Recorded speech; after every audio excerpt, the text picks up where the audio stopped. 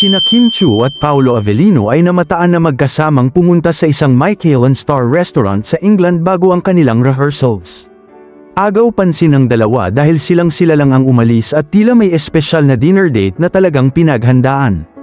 Ayon pa sa source, ilang buwan pa bago ang kanilang trip ay na-reserve na raw ang table na yun, kaya siguradong isang memorable at intimate na gabi ang kanilang pinagsaluhan. Makikita sa mga kuhang larawan na nakaayos ng todo si Kim Chiu. Suot ang isang classy at eleganteng outfit na bagay sa fine dining setting.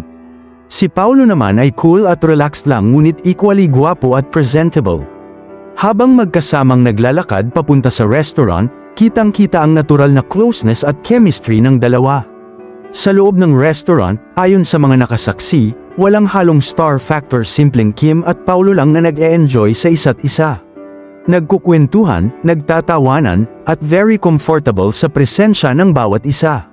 Marami tuloy ang lalong kinilig, lalo na ang mga solid KIMPAU fans na walang sawang sumusubaybay sa bawat galaw ng kanilang paboritong tandem.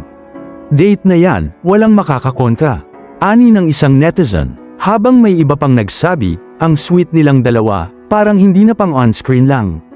Hindi rin maiwasang ikumpara ang kanilang closeness sa ibang love teams, dahil may natural at effortless spark na nakikita ang mga tao sa kanila.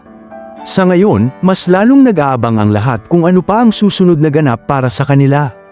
Dinner date man o simpleng bonding lang, isang bagay ang malinaw, masaya silang magkasama at patuloy na nagbibigay kilig vibes sa kanilang fans saan mang panig ng mundo.